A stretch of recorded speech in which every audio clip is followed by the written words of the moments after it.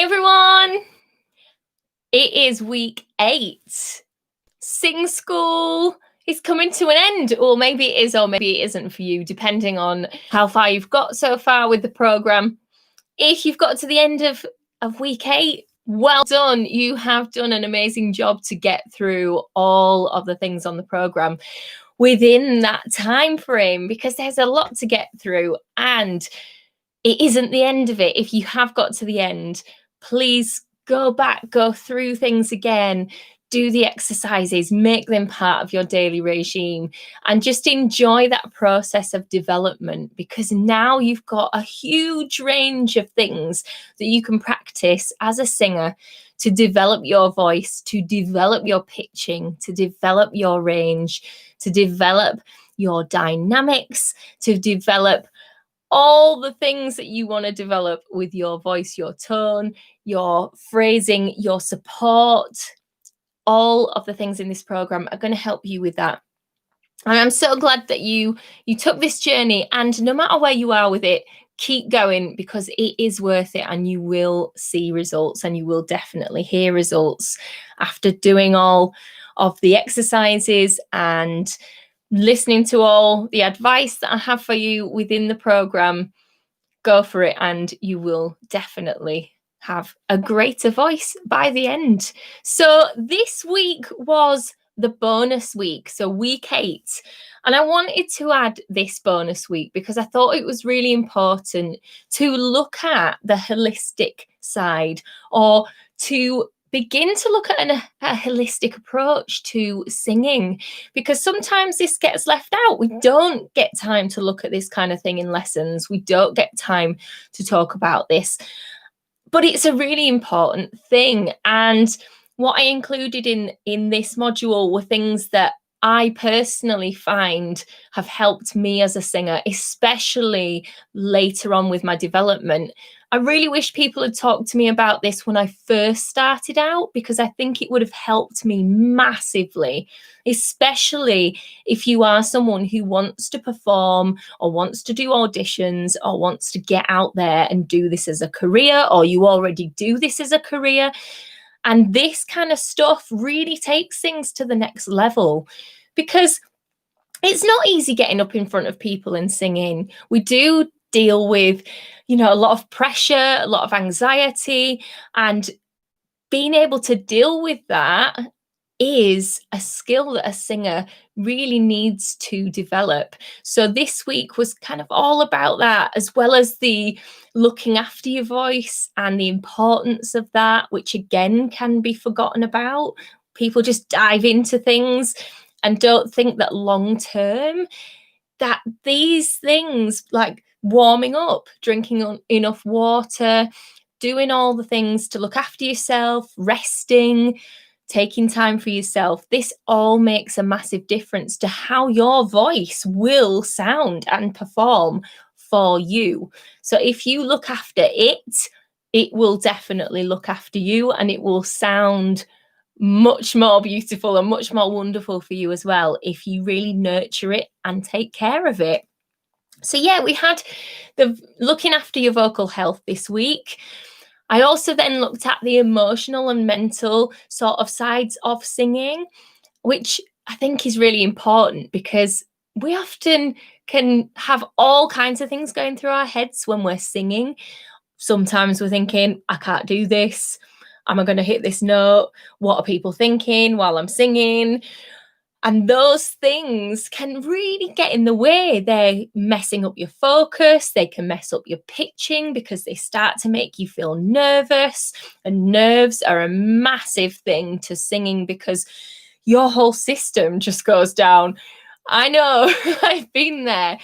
And it's difficult to really get a hold of nerves when you're singing, because you can't really hide it a lot of the time if you're really nervous, because it will affect the way that you sound. It will affect the way you breathe, and it will affect the way you can support your voice, which then will affect the way you sound, because the pitching will go. So really looking at how can we deal with these nerves? How can we deal with this kind of internal chatter that tells us that we're maybe not good enough, or we're maybe not doing things quite right. And those things can all hold you back and hold back your development. So I thought that looking at that this week was a really important thing. So I hope that you've enjoyed that. And then I hope you weren't too surprised by the meditation side, but I think meditation is a fantastic thing for a singer, especially if you do deal with nerves, or you deal with kind of thinking that you can't do things, or maybe you want to be a bit louder. Maybe, I know I talked a lot about this in the module, about sometimes we want to sing louder, or we want to sing in a different kind of way. And sometimes it's not the technique that's getting in the way, it can be other things. So building confidence and feeling good within yourself is a great thing to work on and develop, because it will have a massive impact on your voice. So if you've never thought about it in that way before, now's a good time to start, really. So yeah, I did the meditation one to just help you to relax, because when you are relaxed, you will perform better. I always perform better when I am relaxed. If I can just be not bothered and just get up there and just go for it, I have a fantastic time, and my voice sounds a million times better. If I'm nervous and I've got a lot going on in my head and I'm thinking about things, it affects my performance. Whether or not people may notice or not, it definitely affects the way I feel about my performance. And I'm sure it definitely must affect the way it is put across as well. So taking some time to meditate and relax is going to help you relax. It's going to help your mind relax and your body relax, and your voice will work better. Believe me, try it. The only way to know if this stuff works for you is to try it out. And I'm sure that once you do, you will find that it does have a big difference. So I find meditation really useful for me, especially as a performer. You know, I do come under a lot of pressure to get up and perform and do a lot of songs and sing them right. And, you know, whether or not that's pressure I put on myself or pressure I feel from an audience, you know, that's a good thing to look at as well. So being kind to yourself and looking after yourself, taking time to relax, taking time to not overdo it, because overdoing things, over practicing, overthinking things also get in your way as a singer and a person. So approaching singing from a whole body, mind and soul kind of thought process will really help you in your development. So I hope that you can really kind of just have an open mind and just go into this module, if you haven't done it already, just with a sense of, okay, I'll try this and see what happens. And or maybe you already do this. Please let me know, what do you do to make yourself feel more comfortable, whether you're doing a singing lesson or whether you're about to perform or whether you're going to approach a new song or a new genre or something like that. Have you ever approached it from this kind of way instead of just kind of diving in there? Tell me what you think. Let's have a look at it. But yes, that was the last week of Sing School. So we have covered so much. I mean, each module could have been its own course within itself, really. So, you know, you had week 1 with posture and breathing and resonators, the real groundwork, the important stuff that really gets all the building blocks that you need to then start getting a great voice. Because without good support, without the posture, kind of, you may need to alter it. Those kind of things are really important for you to then make things easier for yourself as you go on to vocalizing, singing more demanding technical things, and repertoire. So yeah, that is a really important module. Warming up, obviously really important. Again, getting into a routine, getting into a regime where you warm up your voice before you do more demanding material. And it's a great thing because warming up, the exercises you do for warming up are going to also develop you technically as a singer as well. So it's like two things. It's warming you up, getting you ready so that you sound great when you sing, and also building your technical skills at the same time. So it's a win-win situation. The technical practice, so being really specific about technical practice, scales don't have to be boring. So learn them, take them in. They're going to really develop your pitching ability and your ability to do the other things we've looked at: the harmony, the ad-libbing, the improvisation.